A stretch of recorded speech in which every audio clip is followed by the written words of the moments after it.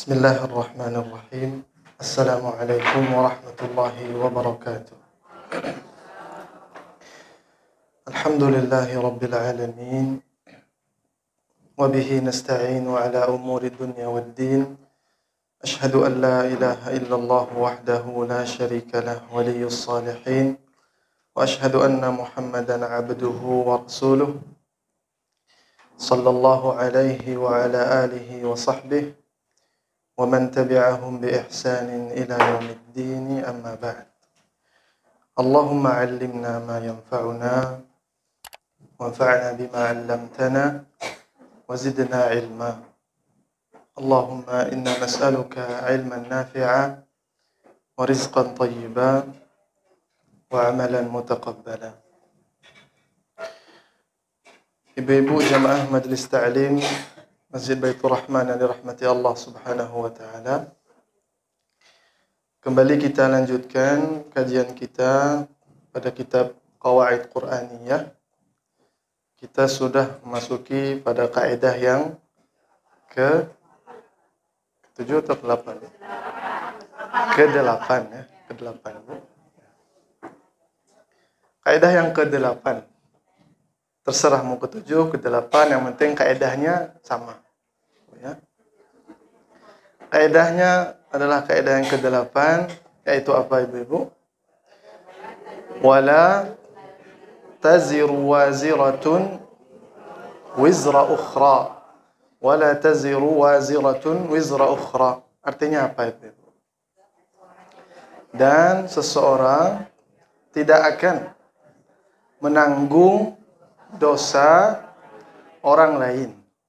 Seseorang tidak akan menanggung dosa orang lain. Kaidah ini disebutkan oleh Allah Subhanahu wa taala pada surat. Allah menyebutkan kaidah ini dalam 5 tempat yang berbeda di dalam Al-Qur'an. Yang pertama Allah sebutkan dalam surat Al-An'am ayat ke-164. Surah Al-An'am ayat 164. Apa kata Allah? Qul aghairallahi abghi rabban wa huwa rabbu kulli syai'. Katakanlah wahai Muhammad, apakah aku akan mengambil Tuhan selain Allah padahal Allah adalah Tuhan segala sesuatu? Wala taksibu kullu nafsin illa 'alaiha. Dan seseorang tidak akan memperoleh kecuali apa yang diusahakan. Lalu Allah katakan, wala taziru waziratu wizra ukhra. Dan seseorang tidak akan menanggung dosanya orang lain. Juga Allah menyebutkan ayat ini atau kaidah ini dalam surat Al-Isra. Al-Isra ayat ke-15. Apa kata Allah? Man ihtada fa innama yahtadi li nafsih.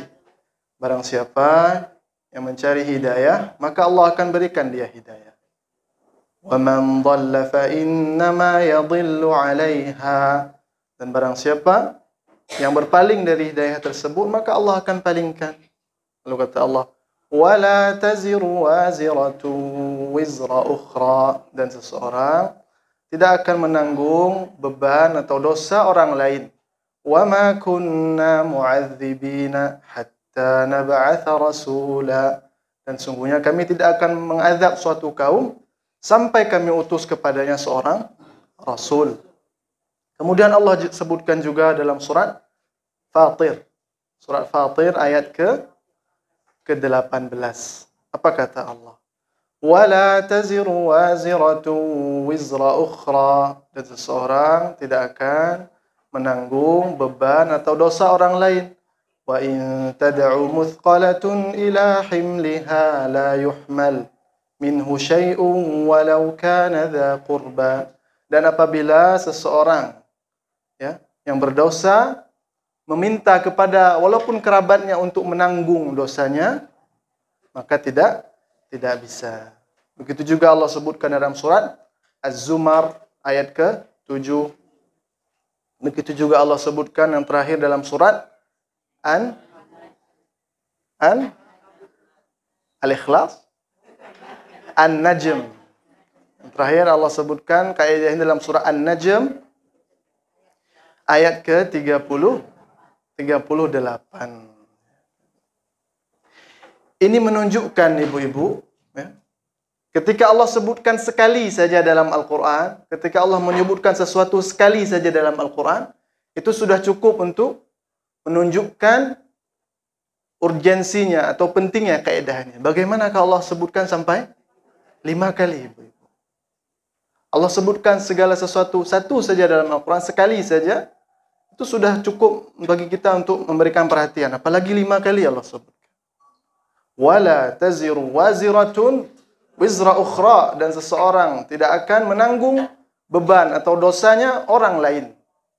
Ini menunjukkan tentang keadilan dari agama kita, Islam. Bahkan ini menunjukkan tentang adilnya Allah Subhanahu wa taala. Allah Subhanahu wa taala berfirman, "Innallaha la yadhlimu mithqala dzarrah." Kata Allah, sesungguhnya Allah tidak akan menzalimi walaupun sekecil dzarrah. Dalam ayat lain Allah berfirman, "Innallaha la yadhlimun nasa syai'a." Allah, sesungguhnya Allah tidak akan menzalimi manusia sedikit pun. Ini menunjukkan, kaidah ini menunjukkan tentang adilnya Islam, maka menunjukkan keadilan Allah Subhanahu wa taala. Lalu apa makna kaidah ini? Makna kaidah ini adalah sebagaimana pepatah yang biasa kita dengar di bahasa Indonesia, barang siapa yang menanam, dia yang akan memetik. Dia yang menanam, dia yang akan memetik. Wala taziru waziratun wizra ukhra. Seseorang akan memperoleh sesuai apa yang ia perbuat. Apabila itu baik, maka kebaikan yang akan ia dapatkan. Apabila keburukan, maka juga keburukan. Seperti firman Allah Subhanahu wa taala, "In ahsantum li anfusikum wa in asa'tum falaha." Apabila kalian berbuat baik, sesungguhnya kebaikan itu akan kembali kepada diri kalian. Wa in asa'tum falaha. Dan apabila kalian berbuat keburukan, kejahatan, maka keburukan tadi juga kembali kepada diri kita. Dalam ayat lain Allah Subhanahu wa taala juga berfirman, "Faman ya'mal mithqala dzarratin khairan yarah." Barang siapa yang berbuat kebaikan, maka Allah balas dengan kebaikan. "Wa may ya'mal mithqala dzarratin syarran yarah." Jadi kaidah kita adalah seseorang tidak akan menanggung dosanya orang lain. Lalu pada kaidah ini ada sedikit sesuatu yang menarik, ibu-ibu. Faedah yang luar biasa yang menunjukkan tentang keindahan bahasa Al-Quran. Apa itu, ibu-ibu? Allah mengibaratkan dosa itu sebagai wizr. Wala taziru waziratun wizra ukhra. Allah mengistilahkan dosa dengan kalimat wizr. Dalam bahasa Arab, dosa bisa diartikan dengan al-ithm. Alif, tha, sama mim. Tapi pada ayat ini Allah gunakan kalimat wizr. Wa, za, dan ra. Nah, faedahnya apa, ibu? Wizr dalam bahasa Arab itu artinya asy-syai' at-thaqil, sesuatu yang berat. Wizr dalam bahasa Arab artinya asy-syai' at-thaqil, sesuatu yang berat. Dan memang seperti itu dosa, ibu. Dosa itu merupakan beban bagi orang yang melakukannya. Sebagaimana hadis Nabi sallallahu alaihi wasallam ketika ditanya tentang, "Ya Rasulullah, apa sih itu hakikat dari dosa?" Apa kata Nabi sallallahu alaihi wasallam? "Ma haka fi sadrika wa karihta ay yattali'a alaihi an-nas." Kata Nabi sallallahu alaihi wasallam, dosa itu adalah segala sesuatu yang membuat hati gundah, hati gelisah, hati terbebani, Itulah hakikat dosa, kata Nabi SAW. Dan benar ibu-ibu. Dosa itu membawa beban, membawa kegelisahan. Ya. Makanya coba kita lihat ibu-ibu. Orang-orang yang melakukan dosa. Seperti misal kita lihat koruptor. Ya, ibu-ibu. Orang yang mendapatkan harta dari cara yang tidak halal. Kita lihat mungkin tampilannya mewah, pakaiannya rapi, ya, kendaraannya bagus. Padahal belum tentu ibu-ibu. Al-ithm mahaka fi sadrik. Akan tapi hatinya tidak tenang ibu-ibu. Tunggu kapan ini KPK mergok dia, ya? Kapan di audit keuangannya. Nggak tenang ibu-ibu. Ya. Itulah hakikat dari dosa. Begitu juga misal orang yang membunuh orang misalnya. Walaupun dia bersikap santai saja, tenang-tenang saja, pasti dalam jiwanya, dadanya itu pasti merasa gelisah, terbebani, berat. Makanya Allah mengibaratkan dosa itu sebagai wizr. Sesuatu yang berat, beban. Makanya di antara nikmat yang Allah berikan kepada Nabi SAW apa? Insyirahus sadr. Hati Nabi SAW dilapangkan oleh Allah. Apa kata Allah? Alam nashrah laka sadrak. Wahai Muhammad, bukankah kami telah melapangkan dadamu? Kenapa Allah lapangkan dada Nabi Muhammad? Bagaimana caranya? Apa ayat setelahnya, Ibu? Alam nashrah laka sadrak wa wada'na anka wizrak. Karena kami telah mengampuni, mengangkat dosamu, wahai Muhammad. Alladzi anqadha dhahrak, yang membebani punggungmu, wahai Nabi SAW. Jadi Allah mengibaratkan pada ayat ini, wala taziru waziratun wizra ukhra, dosa sebagai wizr, itu untuk mengibaratkan, menunjukkan bahwasanya dosa itu adalah beban. Beban yang berat, ibu-ibu. Ya. Itu sedikit faedah dari kaidah kita pada hari ini. Lalu bagaimana kita terapkan kaidah ini dalam kehidupan kita, ibu-ibu? Bagaimana sih kita terapkan kaidah seseorang tidak akan menanggung dosa orang lain? Saya kasih contoh seperti ini, ibu-ibu. Misal suatu hari ibu-ibu lagi bermasalah dengan bapak suami, ya. Pak suami, Pak suami saja. Misal suatu hari ibu-ibu lagi ngambek atau suami bikin kesal, ibu, ya. Suami bikin ulah, masalah, tiap hari minta kawin lagi, ibu, bikin masalah. Karena ibu-ibu ngambek. Nah, cara ibu-ibu ngambeknya, mogok masak misal. Mogok masak. Anak-anak pulang ke rumah, lihat ke meja makan, dilihat nggak ada apa-apa di meja makan. Mama nggak masak. Tanya sama bapakmu itu. Ya. Jadi yang salah siapa, ibu-ibu? Kita marah sama siapa? Sama suami. Apa dosa? Anak-anak kita. Jangan sampai kita gara-gara salah dengan bermasalah dengan seorang, orang lain juga ikut imbasnya. Jadi wizard di sini wizard suami. Jadi apa salah anak-anak?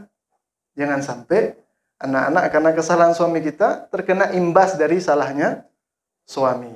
Jangan seperti Firaun, ibu-ibu.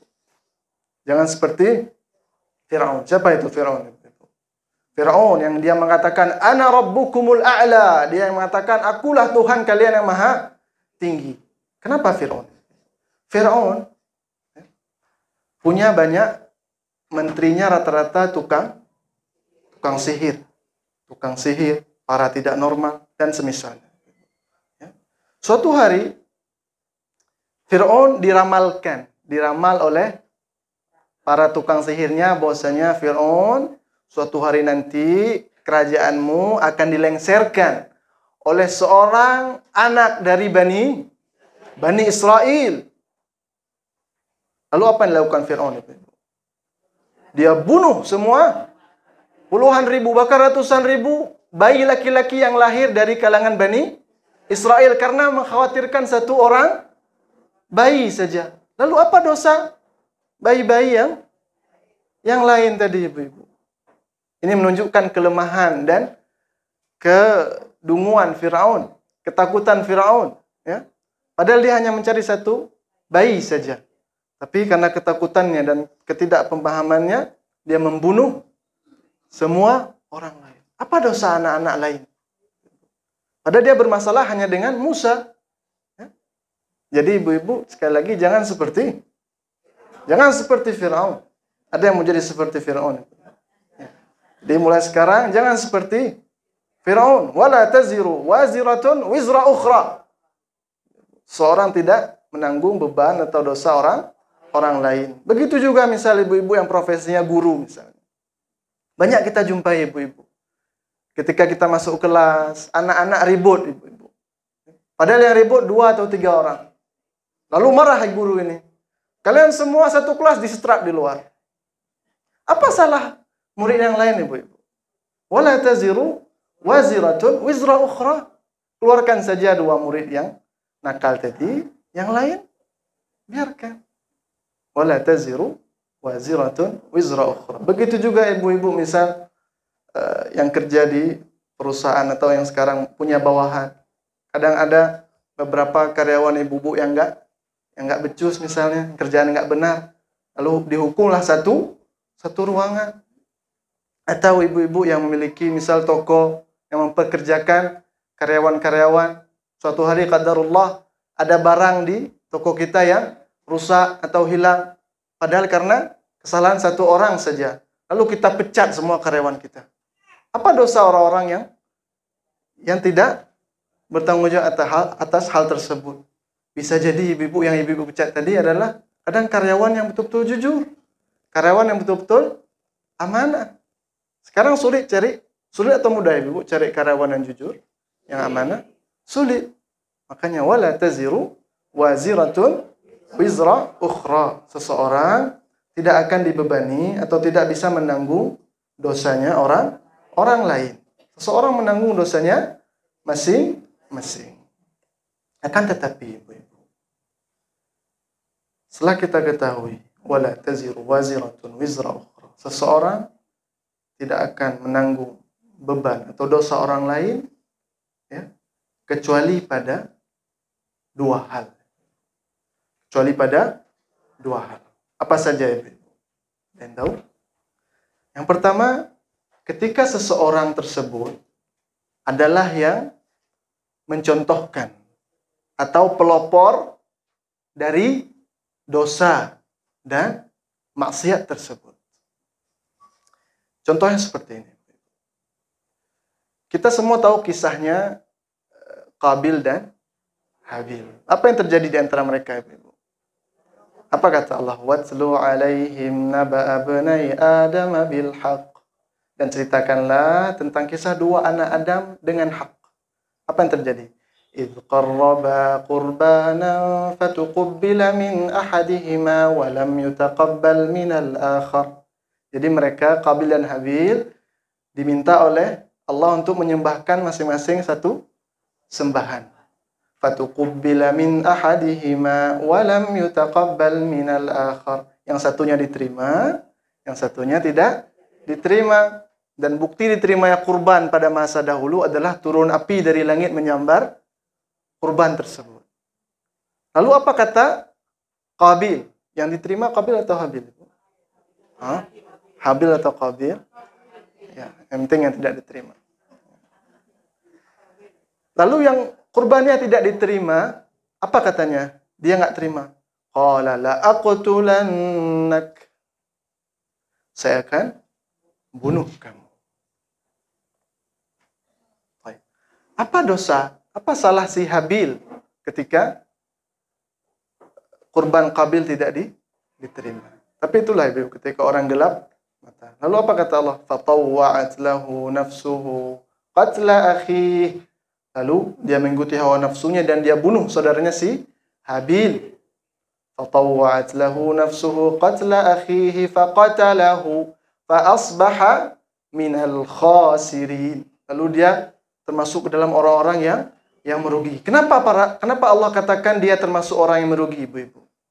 Karena Qabil adalah orang pertama, manusia pertama yang mencontohkan, yang mempelopori pembunuhan di di muka bumi ini.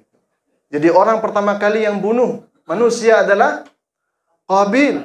Lalu apa kata Nabi sallallahu alaihi wasallam? Ma min nafsin tuqtal. Tidak ada satu nafas, tidak ada satu jiwa, tidak ada satu manusia yang dibunuh di muka bumi ini illa kana ala bani Adam al-awwal syatra min damiha. Kecuali dosa pembunuhan tadi mengalir kepada Qabil. Tadi kaidah kita mengatakan wala taziru waziratun wizra ukhra. Seseorang tidak menanggung dosa orang lain kecuali dalam dua hal. Yang pertama, apabila orang tersebut mencontohkan, mempelopori dosa tersebut. Contoh kita katakan tadi kisah Qabil dan Habil. Jadi kata Nabi SAW, tidaklah sekarang suatu pembunuhan terjadi. Baik pembunuhan berencana, enggak berencana, yang direncanakan, atau yang pura-pura direncanakan. Ya. Semua dosanya itu ibu-ibu mengalir kepada Qabil. Qabil. Jadi hati-hati ibu-ibu ketika kita memberikan contoh atau mengajak kepada sebuah kemungkaran. Apa kata Nabi SAW? Man sanna fil islami sunnatan sayyi'ah. Barang siapa yang membuat contoh, membuat kebid'ahan, membuat amalan sayyi'ah, yang buruk, yang tidak ada contoh dari Nabi SAW, fa'alaihi wizruha, maka dia akan mendapatkan dosa tersebut, wa wizru man amila biha ba'dahu, dan dia akan juga mendapatkan dosa orang yang mengamalkan keburukan dan maksiat tersebut setelahnya.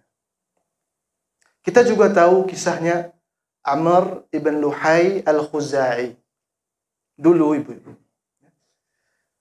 Makkah sebelum dikuasai oleh kaum Quraisy, itu dipimpin oleh kabilah yang bernama kabilah Bani Khuza'ah. Dan pimpinannya bernama Amr ibn Luhai. Amr ibn Luhai al-Khuzai. Dan sebelum itu ibu-ibu, Makkah itu agamanya adalah agama apa? Agama tauhid. Agamanya Nabi Ibrahim. Agama Nabi Ibrahim dan Ismail. Jadi suatu hari, Amr ibn Luhai ini, pimpinan mereka dari Bani Khuza'ah, dikisahkan pergi ke Jeddah. Kalau dikatakan Jeddah, bukan Jeddah yang sekarang. Jeddah, daerah Jeddah. Lalu dia mendapati sebuah kaum yang sedang menyembah berhala. Lalu Amr ibn Luhai al-Khuzai menanyakan kepada mereka, apa yang kalian lakukan? Apa ini yang kalian sembah? Lalu mereka mengatakan, sesungguhnya ketika kami sedang musim kemarau, atau ada bencana, atau ada suatu musibah, kami memohon kepada berhala-berhala ini, lalu Allah turunkan hujan. Lalu Allah mudahkan urusan kami. Tertariklah Amr ibn Luhai. Lalu Amr ibn Luhai membawa beberapa souvenir dari Jeddah tadi ke Mekah. Nah, dialah orang yang pertama sekali memasukkan berhala ke Makkah. Orang yang pertama sekali mengganti agama tauhid menjadi agama kesyirikan. Ya. Lalu apa kata Nabi SAW ketika beliau Isra Mi'raj? Laqad ra'aitu Amr ibn Luhai. Sesungguhnya kata Nabi, aku telah melihat Amr ibn Luhai dalam neraka mengeluarkan isi perutnya sendiri sampai hari kiamat. Kenapa itu? Karena dialah yang pertama sekali merubah agama tauhid menjadi agama kesyirikan. Karena dialah muncullah Abu Jahal, muncullah Abu Lahab, muncullah Umayyah ibn Khalaf. Jadi semua dosa, contoh-contoh kesyirikan yang dilakukan oleh kaum kafir Quraisy mengalir kepada Amr ibn Luhai al-Khuzai. Na'udzubillahi min dzalik. Jadi ibu-ibu hati-hati ketika kita memberikan contoh atau kita mempelopori sebuah kemaksiatan. Contohnya misal ibu-ibu sekarang, di sini nggak ada insya Allah. Di luar sana. Modelnya pakai jilbab, misal ada yang model gimana? Ditarik, dicekak di leher ke belakang. Ya. Akhirnya orang yang lain melihat, Masya Allah, bagus juga ya. Akhirnya ditirulah. Ditiru. Akhirnya semua satu look semua, enggak satu look semua. Satu daerah. Satu daerah mengikuti model tersebut. Ketahuilah ibu, yang mereka ikuti itu dosanya semua mengalir kepada ibu-ibu tadi. Orang sekarang malah bangga ibu-ibu. Itu saya yang kasih contoh kemarin. Itu kan model jilbab saya. Dan dia nggak tahu semua dosa yang orang-orang pakai jilbab seperti ibu itu mengalir pada dia. Jadi hati-hati ibu-ibu dalam kita mencontohkan keburukan atau mempelopori sebuah kemaksiatan. Jadi itu yang pertama. Seseorang memang tidak menanggung dosanya orang lain sesuai kaidah kita, akan tetapi dalam dua hal ini dia akan ikut serta menanggung dosa orang lain. Yang pertama tadi kita katakan orang yang mencontohkan atau mempelopori sebuah kemaksiatan. Adapun yang kedua, ibu-ibu, adalah ketika seseorang melihat kemungkaran, akan tetapi dia tidak mencegah. Ini juga orang-orang yang terkena imbas dari dosa orang lain. Apa kata Allah Subhanahu wa taala? Wattaqu fitnatan la tusibanna alladhina zalamu minkum khassah. Dan takutlah dan khawatirlah terhadap azab Allah yang tidak akan ditimpakan kepada orang-orang yang berbuat zalim saja. Wa'lamu anna Allah syadidul iqab. Dan ketahuilah bahwasanya siksaan Allah itu pedih. Maksudnya apa? Ketika Allah menurunkan musibah atau azab pada suatu kaum, terkadang Allah tidak pandang bulu. Yang baik, yang jahat dipukul rata. Dan kata para ulama tafsir, itu disebabkan kenapa ada orang yang soleh tapi terkena azab juga, karena tidak adanya lagi nahi mungkar di sana. Ketika orang melihat kemungkaran, tidak ada lagi yang mencegahnya. Ketika terjadi hal tersebut, maka berhati-hatilah. Takutlah kita bisa menanggung akibat yang semisalnya dengan pelaku maksiat tadi. Seperti hadis Nabi sallallahu alaihi wasallam yang diriwayatkan oleh Zainab binti Jahsh. Zainab binti Jahsh, istri Nabi sallallahu alaihi wasallam. Apa kata Zainab binti Jahsh? Ya Rasulullah, anuhliku wa fina salihun? Ya Rasulullah, masuk akal enggak sih?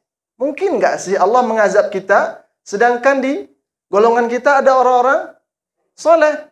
Masa sih Rasulullah SAW Allah mengazab suatu kaum yang di dalamnya ada orang yang qiyamul lail, ada orang yang bersedekah, ada orang yang ikut pengajian, ada orang yang menyambung silaturahim. Ma'qul ya Rasulullah, masuk akal enggak Allah mengazab orang-orang yang di tengah kaum tersebut ada orang-orang saleh? Kata Nabi SAW apa? Naam. Iya. Bisa jadi Allah mengazab suatu kaum walaupun dalam kaum tersebut ada orang-orang saleh. Kapan? Idza kathural khabath. Apabila kemungkaran merajalela, tidak ada yang menegur, tidak ada yang berani mencegah kemungkaran tersebut. Jadi ibu-ibu, ketika kita melihat kemungkaran, ketika melihat saudari-saudari kita misal pakaiannya belum, hijabnya masih hijab beres gitulah ibu, ya. Kita nasihati, kita tegur, ya. Kita nahu al-munkar. Semoga dengan itu Allah Subhanahu wa taala tidak mengazab kita dengan kemungkaran tadi. Apa kata Nabi sallallahu alaihi wasallam dalam hadis yang diriwayatkan oleh Abi Sa'id Al-Khudri, "Man ra'a minkum munkaran." Barang siapa di antara kalian melihat kemungkaran, falyughayyirhu biyadihi, maka dia hendaklah merubahnya dengan tangannya. Fa illam yastati' fa bilisanihi. Kalau tidak mampu dengan tangan, maka dengan ucapannya. Fa illam yastati' fa bi qalbihi. Kalau enggak mampu juga, maka dengan hatinya. Fa inna dzalika adhaful iman. Karena itu merupakan tingkatan yang paling rendah. Maksudnya apa, Ibu-ibu? Ketika kita melihat kemungkaran dan kita memiliki kuasa di atas hal tersebut, ya. Misal ibu-ibu punya perusahaan atau kedai atau toko, Ibu. Ada karyawan-karyawan kita lalu masuk waktu sholat misalnya. Ya. Lalu mereka masih asyik dengan HP-nya saja. Ketika ibu-ibu melihat, ibu-ibu memiliki kuasa di situ, man ra'a minkum munkaran falyughayyirhu biyadihi. Dalam hal ini ibu-ibu boleh merampas HP-nya, suruh salat.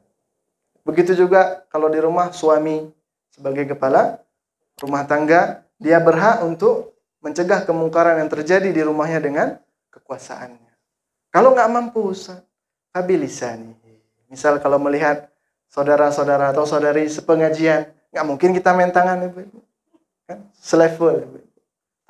Fabilisani. Maka cara mencegah kemungkarannya dengan lisan. Ibu, Masya Allah. Jilbab ibu bagus.